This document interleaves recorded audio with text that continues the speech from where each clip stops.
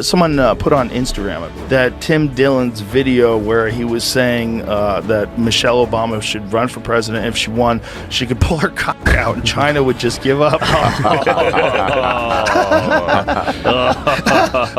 I was wheezing. I couldn't breathe. Big muck. Everything was going smoothly. Michelle Obama was gracefully making her rounds through interviews, spreading inspiration like confetti and effortlessly reminding everyone why she's America's favorite former First Lady. Then, out of nowhere, Joe Rogan and Jesse Watters shattered the narrative like bulls in a kale smoothie shop. Rogan came in with unfiltered candor, while Watters lobbed sarcasm like it was official policy. Suddenly, Michelle's shine dimmed, turning into a full-blown PR crisis. What did they uncover that has Team Obama scrambling? This takedown wasn't on the agenda, but it's going viral anyway. President dies, everyone in the world shows up, and she doesn't break her vacation? It's not like she doesn't have access to a jet. Something is going on. Let's speculate. Yes, please. It's either surgery. Oh. That was my least controversial thing. Depends what kind of surgery. She will not sit close to the dictator. And by that, I don't mean Hillary, I mean Donald Trump. Or there's trouble in paradise between Barack and Michelle.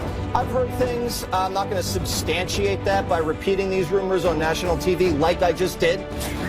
But I'm just saying it's very odd that She told us with a straight face that her parents never wanted to be rich and only took what they needed. But now, need seems to include an $11.75 million mansion in Martha's Vineyard, private chefs, six-figure speaking fees, a Netflix deal, and a book contract so big it could embarrass the national deficit. Please, go on about your humble beginnings while sipping from a golden goblet under a crystal chandelier. But Michelle wants you to remember it wasn't the Obama-Biden White House. It was the Barack and Michelle White House. Listen to how she uses the words we. I'm so proud of my husband and the way he led, the way his administration worked, the team that we built. So proud of everyone. I think that's because of who we are. Did she just forget to mention Joe Biden? Michelle, as your husband said, you didn't build that. But if I were Joe Biden, I don't know who I'd fear more, Trump or her. Joe Rogan heard that and nearly had an aneurysm. The man sat there trying to compute how someone could say that while literally being one of the wealthiest ex-first ladies in us. History Rogan, who's used to strange things, UFOs, elk meat, and psychedelics, was still baffled that a person who's made more money than most rappers still gets praised for relating to the common people. Michelle Obama's speech on day 2 of the DNC was a masterclass in irony. She and my father didn't aspire to be wealthy. In fact, they were suspicious of folks who took more than they needed. The Obamas have a combined net worth of $70 million, and they own a bunch of... Jesse Watters wasn't impressed either. He watched Michelle Obama's podcast, the one most people don't listen to unless they have to, and said it felt more like a therapy session with fancy branding than a real conversation. The word empowering was just marketing? What it really sounded like was her talking through old issues with Barack. Watters basically pleaded for someone to end it before Spotify had to refund it. Rogan is calling out Oprah and Michelle Obama for hypocritical speeches at the DNC Watch.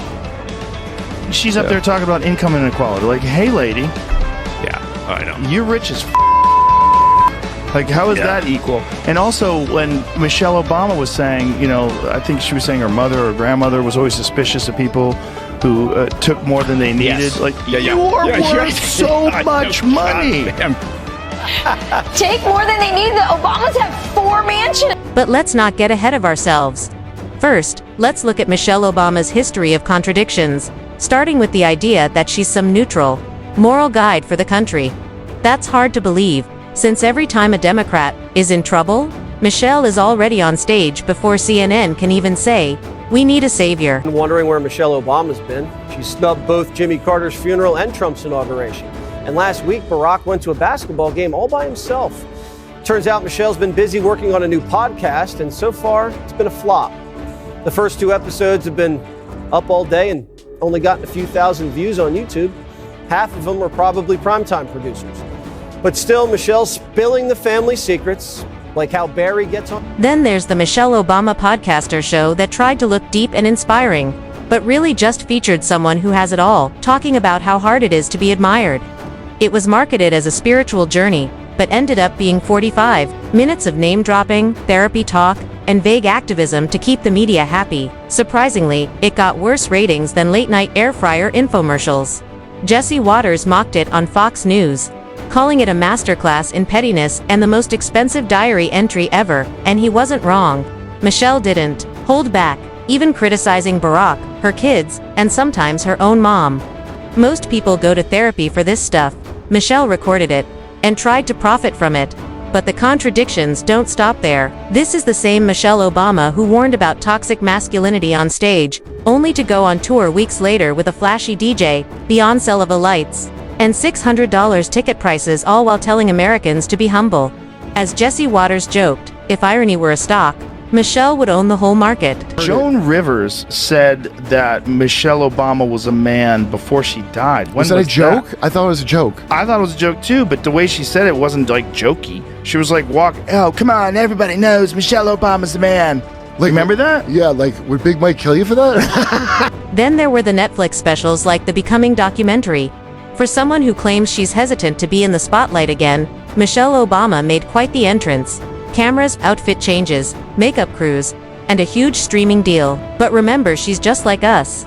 Well, if us means turning a book signing into a sold-out arena tour with fireworks and confetti, even Joe Rogan couldn't let it slide. He's usually fine with government control, aliens, and big pharma, but Michelle's act of being humble while sitting on millions really got to him. He pointed out how strange it is for someone that rich to say money doesn't matter, like a lion telling gazelles that meat isn't that great. Then came Rogan's own Netflix special, where he pushed even further. One joke about Michelle caused a huge online reaction, and probably gave her PR team a panic attack. Yes, the joke was crude, maybe even unfair, but it hit on something real. Michelle's public image feels more and more out of touch. The more she tries to come off as a saint, the more people notice how carefully polished her halo is. And let's not forget her constant role as the moral voice of the nation. Michelle doesn't just talk, she preaches. She doesn't suggest, she instructs. Every speech sounds like it's aimed at misbehaving school kids, except everyone listening is an adult, just trying to get by. Still, she throws around words like empathy, equity, and community as if she just invented them in a fancy room filled with scented candles and soft music. Barack, he had to adjust to what on time was. Because he was on that island time. Well, but, I've got this husband who's like, when it's time to leave, it's 3 o'clock, he's getting up and going to the bathroom. Michelle says her husband doesn't really like people, doesn't know how to talk to him, and doesn't even really... Jesse Watters pointed out an uncomfortable truth. Michelle Obama isn't a spiritual leader, she's a luxury brand disguised as a guidance counselor. She's a multi-million-dollar enterprise in stilettos, giving TED Talks about hardship while lounging on imported European furniture. Her version of struggle is a delayed private jet. And have you noticed? She only seems to surface politically when the Democrats are in full-blown panic mode. It's like a Marvel movie when the campaign hits rock bottom. Cue Michelle in slow motion, striding onto the stage with gospel music swelling in the background. You half expect her to pull out a glowing orb and announce that the Avengers are assembling. She once said, "When they go low, we go high." But now it feels more like, "When they go low, we sell another book." Even her dietary crusades weren't safe from sarcasm. Remember the school lunch reforms? Kids were trading broccoli for Cheetos like traders on Wall Street. Joe Rogan joked that her food policy turned cafeterias into black markets. Apple slices sparked more protests than policy. Debates students were literally writing complaints in ketchup on napkins. And speaking of student trauma, let's not forget her vocal support for public education, delivered of course, from the sidelines of her daughter's private school. It's like preaching the virtues of biking to work while being chauffeured in a Tesla. There's nothing wrong with private school. But maybe skip the lectures to middle-class parents about public education while your security detail shuts down traffic for a drop-off. Got it. No, Michelle is a I'm sorry, she's a what? a transgender. We all know. Oh my gosh. That's pretty funny how she said it. Okay, we all... Then there was her latest TV appearance, billed as a deep, vulnerable moment. Translation: Another carefully staged scene where Michelle says something vaguely emotional. The camera zooms in, and the audience is cued to cry on command. She could murmur, "Sometimes I'm just tired of being admired," and Twitter would instantly erupt. She's so brave. Meanwhile, people working 2 jobs just to afford gas are left wondering how much bravery it really takes to feel tired in a $6,000 designer dress. Joe Rogan called it spiritual cosplay. She plays the role of the humble icon. But there's a full production team scripting her humility. She's not just a person. She's a brand and inspirational juggernaut built on curated authenticity and managed empathy. Rogan added that the only thing more artificial than her modesty was the AI-generated laughter on her podcast. Listening to it, he said, felt like being waterboarded with wellness quotes. And Jesse Watters didn't stop there. He accused her team of deliberately positioning Michelle as the Democrats' plan, be waiting in the wings for the Biden bus to sputter out. Ready to parachute in like a political Beyoncé, except, as he noted, even Beyoncé's new albums get more listeners than Michelle's podcast, and Beyoncé didn't need help from Spotify to do it. And let's talk about that ambition. For someone who absolutely, definitely, she doesn't want to run for office, Michelle sure seems good at campaigning. She's always reluctantly touring, hesitantly promoting, and modestly accepting checks with so many zeros they need a second page. She keeps saying, "I'm not running." And yet, somehow, every major Democratic donor still keeps her on speed dial. Michelle has a Netflix special with Oprah, and when Oprah taps you, that means it's your time. The Obamas know that. It was Oprah who was the first big name to support Barry's run for the White House. So what does this mean? Well, for one, it means Michelle has another book, and she wants the world to know it's her world now. That she, not Barack, is the real. This isn't just posturing, it's political gaslighting at its finest. Michelle might not be running for office, but she's jogging in circles around the campaign trail with a camera crew and a book of inspirational quotes in hand. Jesse Watters roasted this harder than a Thanksgiving turkey, pointing out that Michelle has perfected the art of being just popular enough to make people beg her to save them, without ever committing to actually doing anything. And that brings us to the most uncomfortable truth of all. Michelle Obama isn't the person the media insists she is. She's not the humble, soft-spoken, reluctant star they just want you to believe that. In reality, she's the architect of a carefully crafted myth that sells like hotcakes to latte liberals and suburban book clubs. As Joe Rogan put it, she's the Louis Vuitton bag of politics, expensive, high status, and mostly empty inside.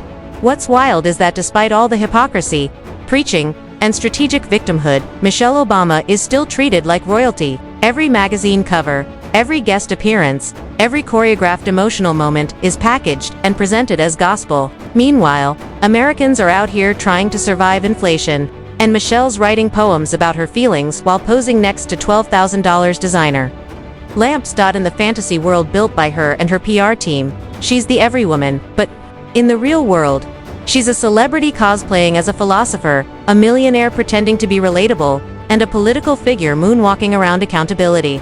Rogan and Watters just ripped off the mask hand. The only thing more fake than the persona is the applause that follows. Now Michelle is having her Hillary moment. Barry had his 8 years, so Michelle's demanding her time to shine. Michelle's on a roll, and now she's center stage. The woman who needs no introduction, for real, Michelle Obama!